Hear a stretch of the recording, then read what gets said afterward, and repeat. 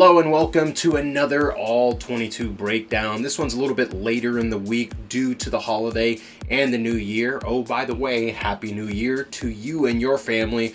Hopefully you guys had a great holiday and a safe one as well. But we're going to look at the Commanders game and mainly the defense and what happened that really caused them to fall apart and see exactly what the Falcons were doing. We're going to look at the good, but we're going to look at the bad. Starting off the game, the first play of the drive, the Commanders, who are usually a heavy 12 personnel, come out in their 11 personnel, and the Falcons respond by lining up in a nickel package, but it's going to be a heavy nickel, so that's going to be a 5x1 or a penny front. That's what it's known. So you have 5 on the front, you have your linebacker here in Caden Ellis, and then your nickel defenders 1, 2, 3, 4, 5. And the Falcons coverage is based off the passing strength. This is going to be a cover 6 or cover 8. Typically, some people call it quarter half. So what's going to happen here is Simmons is going to get this half right here. Jesse Bates is actually going to get a quarter. Mike Hughes is going to get a quarter. And Zoe Carter is going to rush the passer. But if the running back flares out, which he does on this play, he is going to cover the flat. If there's a flat threat, this edge defender, who happens to be Zoe Carter, is going to take them. Now Caden Ellis is responsible for any hook seam defenders. Okay, so that's let me draw the circle so you guys kind of see it. Boom, boom. So really the weakness of this, you're creating a box per se, right? So the weakness is somewhere in this area, and on the back end, like I said, Simmons is going to get a halfback here. And AJ Terrell is going to play it like cover 2, so he's going to squat this, but if there's no threat here, he's going to just gain depth. Just keep his eyes on the quarterback, gain depth for anything coming underneath him, or I'm sorry, over the top of him. And then D. Alford's going to get any threat, hook seam defenders, the number 2 receiver. If it goes deep, he's matching, he's just following them. And what the Commanders did a really good job of was attacking those soft zone areas, those voided areas, and just taking small chunk plays, small ball in baseball terms. So right here, everyone's off. Everyone does their job, okay? So AJ's kind of, he hasn't squatted 100%. He's playing outside leverage on this receiver. If they run a corner route, if they run a post, then he goes into Justin's zone. D. Alford's watching number 2, so he shades him. There's no other threat over here. So, I mean, you got to cover a man, not grass. And right here, Jesse Bates is keeping an eye on the tight end. Mike Hughes has no threat deep, so he is getting depth, but he's also watching the receiver. And look, there's a void right there, right? Soft coverage because he's responsible for this deep quarter. So Jaden Daniels, the ball's already being released. It's an easy catch for 7 yards. Mike Hughes misses the tackle, which was the story of the game, and the gain of first down, 12 yards off the bat. So once again, the Commanders are in 21 personnel. The Falcons match with their nickel defense. This time they have 2 linebackers on the field, so it's gonna be a light box. It's second and long, so I can understand why Jimmy Lake or Raheem Morris might call this, because you're not really threatened by the run because it's a second and long. This is more of considered a passing down. So the Falcons are still running the same thing as that first one I showed you, a cover 6, cover 8, whatever you want to call it. This time there's a little bit of a wrinkle, okay? Mike Hughes and Jesse Bates are still doing the same thing. They're covering a deep quarter coverage. But this time, Arnold Ebiketie, who's the edge defender here, he's going to rush, okay? These 4 are rushing. Okay, even if there's a threat in the flat, they're going. What's going to end up happening is Caden Ellis, who's showing blitz, is going to step up and then drop to the hook seam defender, look for someone inside. D. Alford, if there's a threat in the flat, he's going out here. On the back end, this is the wrinkle I was telling you about. AJ Terrell is essentially playing man coverage, okay? MOC, man on cover, whatever the acronym is. But he's responsibility for this deep half right here. And Justin Simmons is going to walk up right here and play that curl to flat, which Brian Robinson runs a little flare route, so he comes up. And they run a little orbit motion here. So the Commanders, the thing that Cliff Kingsbury did, he did his homework. He knew anything short and intermediate was going to be a problem for the defense the Falcons run, because they run what looks like a zone, when I say zone coverage, there's so many variations. You can route match, you can just drop to your deep zone and rally and tackle. That's the one it looks like the Falcons run, and a little bit of mixture of both. That's why I think why it's been an issue this year is because it's new to the players. It's new. I think it'll be better next year after another off season and a revamped personnel. But hey, this is who you got. This is what you've got to do. So because Cliff Kingsbury did his homework, he's able to. All right. So just before the first touchdown, it's 3rd and 9. The Commanders are still, they're in the red zone, but they've still got a ways to go, right? It's obviously a passing down. So what are the Falcons running? Well, they're running cover 1. This is where we found more success in the passing game. AJ's got Terry McLaurin. He had him on lockdown all night. And the person in the deep safety, because of the passing strength, is going to be Justin Simmons. He's playing that deep single high safety, okay? And the Falcons do their best to disguise the zone from the man coverage, because look at this. You think Caden Ellis is the one lined up here. No, we're sending 5, okay? We're in dime, okay?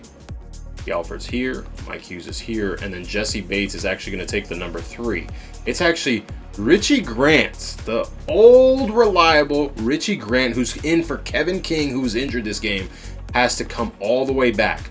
But you do this so it doesn't tip anything off. Now, if Jaden, it confused Jaden enough where he's like, well, the linebacker is there on Brian's side, so I might not be able to get this pass. Maybe I have a shot with Terry, but he didn't want to test AJ. He knew what's up. But because of that, it allowed Richie to be able to climb back over and meet Brian Robinson on his route. Okay? But because of the off coverage of Jesse Bates, I mean, he plays this really well if you watch the play develop. Let's see. They're going to do a good job. Everybody mans up. Right? Man, look at Richie running down. Man, inside leverage, beautiful by AJ. Justin's coming back to the middle of the field.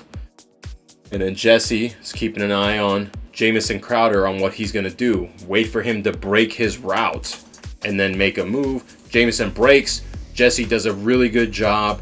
Jaden Daniels recognizes his man coverage. I mean, he's got Ertz, he's got Crowder. These two are locked down. I mean, Richie's got good positioning on Brian Robinson. He actually throws it behind Jamison Crowder a little bit. Jesse's just not a hair second late. But overall, it was good coverage. 7-yard gain. It's 4th and 2. When you look at the pressure from the Falcons, this is what, has improved since the bye week. The pressure was there. Jaden actually doesn't look to run. And it's because of players like Caden Ellis. Look how locked in the guard is on Caden Ellis. But what he doesn't realize is Ebiketti's running a pick. So Caden can wrap around. Brady Jarrett's got one-on-one. Judon is actually going to hold on to this tackle, and D'Angelo Malone is going to wrap around here, and it's actually executed to perfection because look at the pressure. Yeah, look at this. Oh, help! Help! Trips over his own man. Look at D'Angelo Malone running free, and granted, I'm not happy with D'Angelo Malone this game, but we had 2 rushers. Back it up just a little bit. Right there. Just that close, right? But that's what you want. You want pressure. You want Jaden's clock to speed up, right, throughout the game. And the Falcons were doing a good job early on getting pressure. All I'm going to say is the threat of Jaden Daniels running is the reason that this touchdown worked, and his just ability to make things happen. Or Mike Hughes. Someone abandoned their responsibility. I'm not sure if it was Justin Simmons. I think it was Justin Simmons, because the motion, if you watch Jesse Bates, he communicates something. The motion to Zacchaeus now pushes Mike Hughes out, mans him up, right? Well, who's got the tight ends, right? Look, watch. It's a zone read, right? There's 2 people out here. You're telling me that Mike Hughes has to cover 2 people? No. It was a breakdown in coverage. Was it Justin? Was it Jesse? I don't know. I want to say it was Justin because the motion then just forced Jesse to be the inside run fit, right? And then Justin has to go out. into the flat, at least, right? Or if there's any threat of the flat. But they're so focused on this zone read because it's 4th and 2, right? It's 4th and 2, so you're thinking run. But Cliff Kingsbury dials up. He went in his bag and he dialed up. A great play. Just terrible. Like, poor Mike Hughes. Like, tight end just ran a flat. Zacchaeus is running like this curl, this comeback route into the end zone, or he drifts into the end zone. Look, Hughes' eyes are right here, but then he feels Zacchaeus behind him. He drops back. Everyone's chasing. Like, it was just a mess on the defensive side. And kudos to Mike Hughes. He almost, this much, makes a play on the ball. Thank you, Mike Hughes, for your effort, but sorry they left you out to dry. Left you hanging out to dry. This is why when you run into a quarterback that can do these RPOs, these zone reads, you have to understand your responsibility, right? Who has the back, who has the quarterback, etc. Typically, your edge defender, if everybody comes this way, he has to crash down the line and keep his eyes on the backfield, right? He has to force the quarterback to make a decision. Then you have an outside, you have someone that has the quarterback, right? So because of this motion, I think that changes everyone's responsibility. Look how everyone is stacked, right? Landman's on the field, up on the line. Caden's on the field, up on the line. What do we got? 1, 2, 3, 4, 5. We're in our base defense, right? We're in our base defense. So here's what happened. See, what did that tight end do? He bailed immediately. That should have. So he made it seem like he was going to block the safety, but this is poor defense, and I don't know if I want to say it's a failure on preparation, right? Because this side did a great job. They've got every hole plugged up, right? Damone Harris does a great job coming in and kind of fitting right here. Okay, if you're going to hand it to Brian Robinson, I'll come crashing in and I'll tackle him. But what I think, right? I don't know the true responsibilities.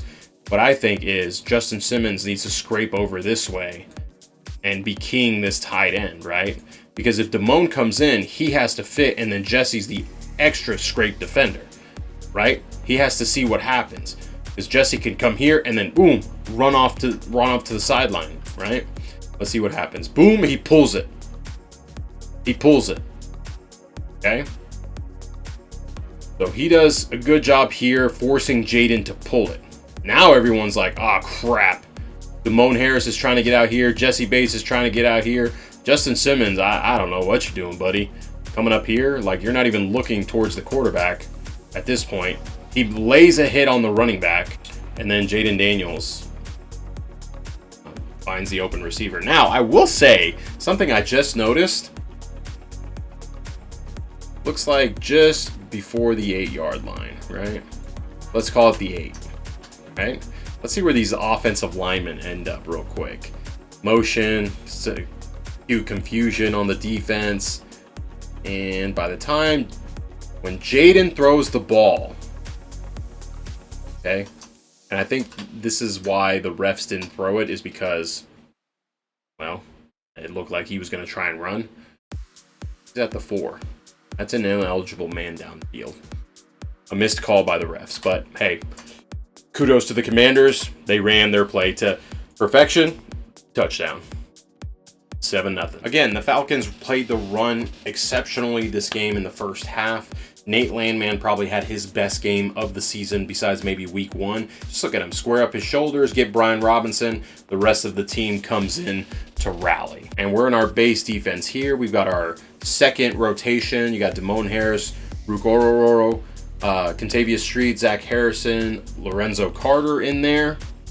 Looks like we're playing in an over front. Linebackers move. Let's look at the technique. Look at this. Learning from Grady Jarrett. Little knee bend here. Get a little bit of leverage, keeping the linebackers clean. Damone Harris attacks here. He's keeping his eyes in the backfield. Backfield attack. All right, we got a looping tight end. Look at the Landman, man.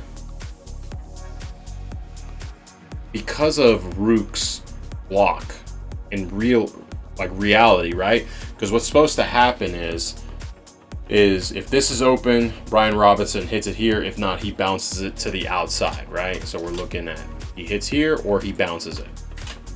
Rook does a good job, this arm right here, not allowing one of these guys to come down on Caden and clear him out. Because of that, Landman is able to scrape over, and if Landman misses the tackle, well, guess who's there to help him out? It's Caden. Caden's hugging his hip at that point, scraping over. Watch it. Boom. Get him down. Great tackle by Landman. The Falcons, something they've gotten really good at is disguising their looks and confusing the offensive line. Okay? Here they're showing blitz, right? With Caden Ellis. That's the blitz guy, right? That's the blitz guy that everyone seems to think. And of course, sometimes he bails, sometimes he doesn't. Okay, I'm going to show you the coverage on the back end. It's cover one man, right? Jesse Bates is your back end safety. AJ's got Terry. Simmons has the tight end. D. Alford has the inside receiver, the number 2, and Mike Hughes has it here, right? Is your cover one, okay? Now, what's going to end up happening is Caden is actually going to bail and JD is going to rush, okay? But what's going to happen is they're going to spot drop. And what do I mean by that? That also means Arnold Ebiketie is going to spot drop as well. So they're going to show pressure, and Caden is going to replace JD's area. Ebiketie's going to drop right here. They're just looking at the quarterback's eyes, right? But Caden is spot dropping to replace JD's area. And what happens is it's a stunt, and it's run to perfection. Okay, Contavious Street is going to go a gap over.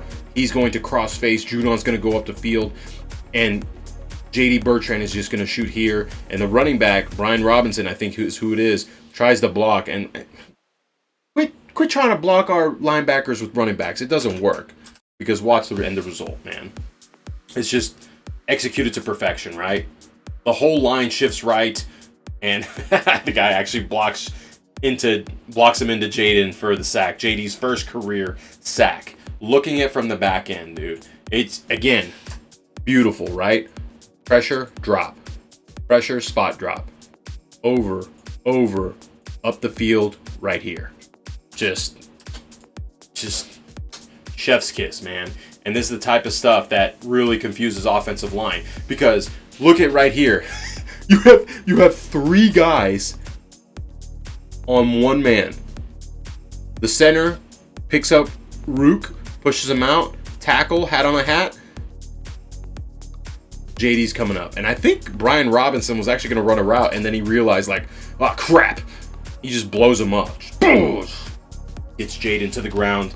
Huge loss. We're in the second quarter now, and this is actually the first big run that the Commanders had. It was a 12-yard gain by the Commanders, by Brian Robinson, and it was a really good play call. It was a smash wham concept. A lot of teams are now running this concept, and I'll show you what they're doing.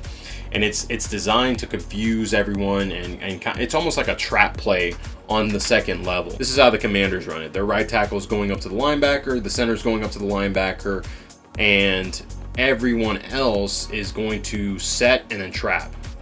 Set and then trap. And the tight end is going to come here like a split zone. And it just, because the center is able to seal off Caden and Damone Harris gets kicked out, I mean, this becomes a huge void. And Brian Robinson does a phenomenal job just hitting. And it's on a motion too. Look at that.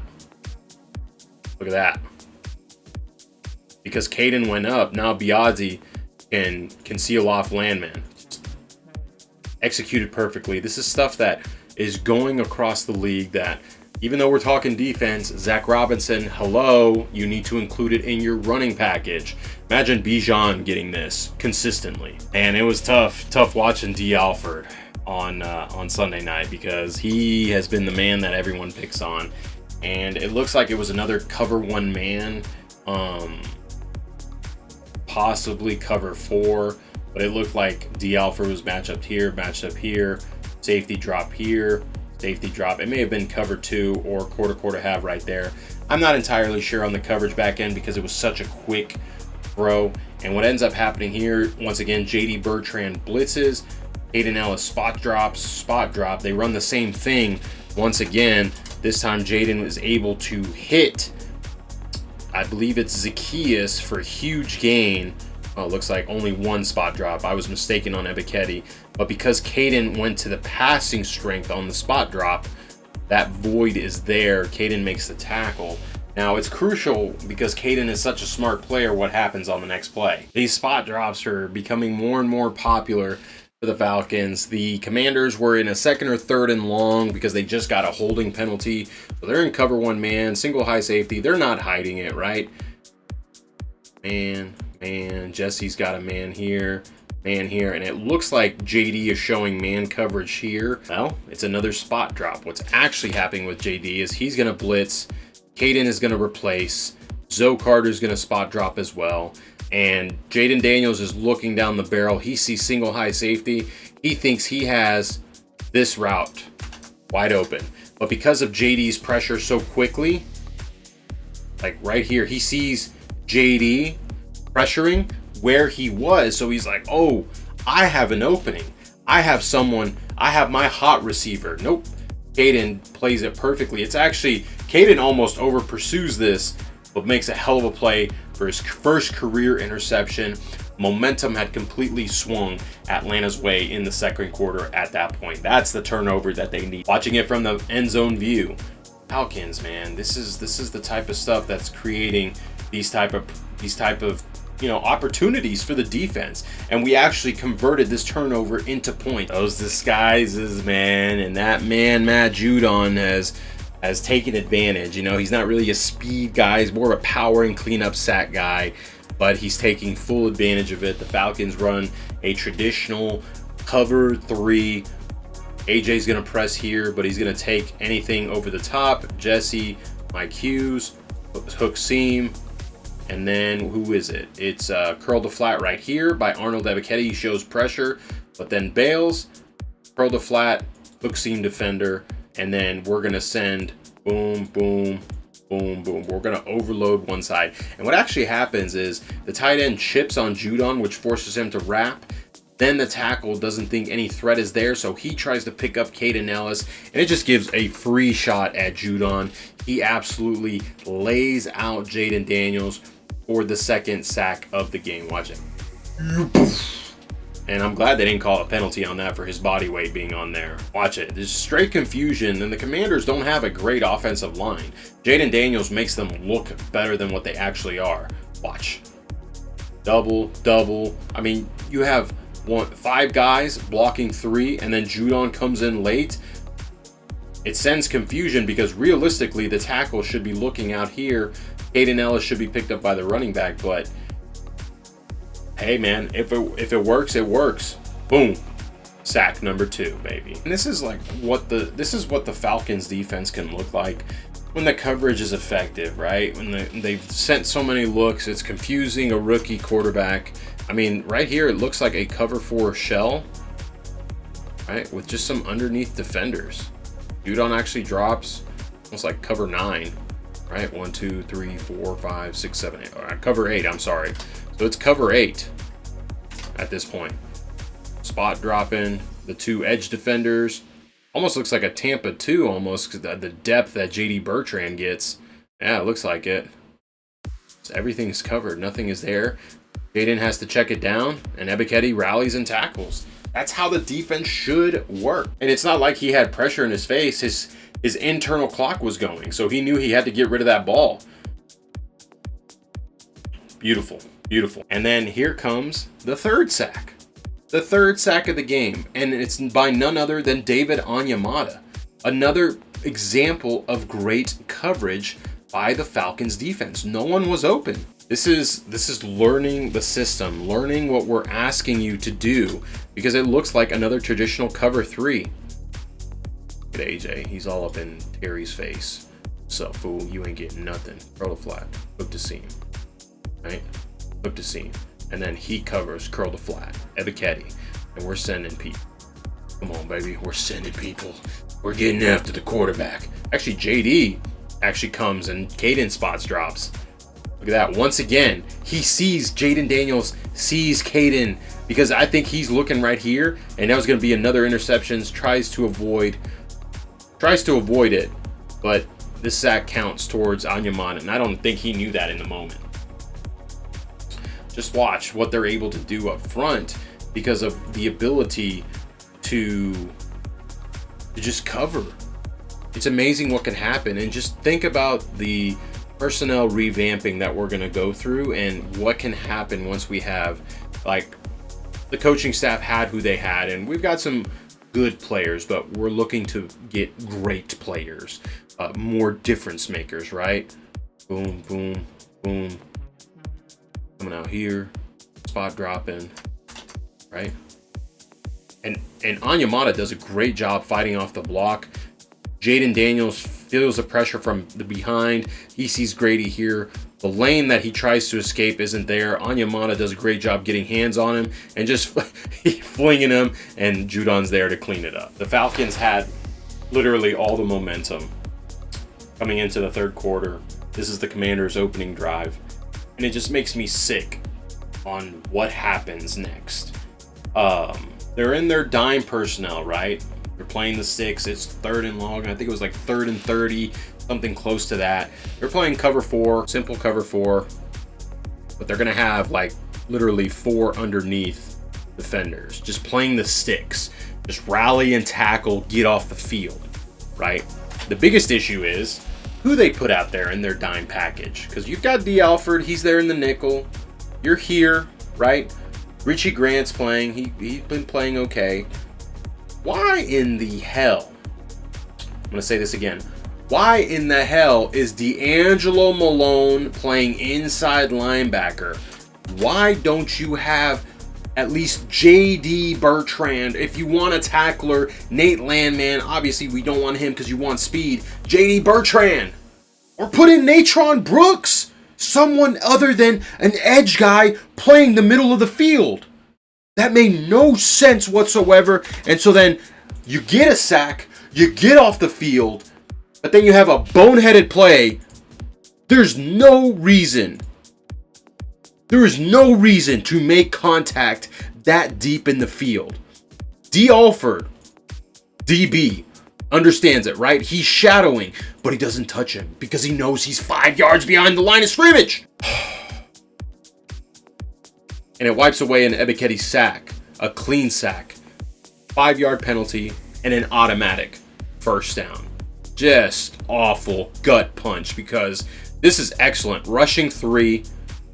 Grady Jarrett. Oh my God, dude. Grady Jarrett is just something else. Just look at the handwork, man. Just look at the handwork. You can't guard Grady Jarrett. Look at that. Swipes the hands, completely gets the center to whiff. The guard has to come up.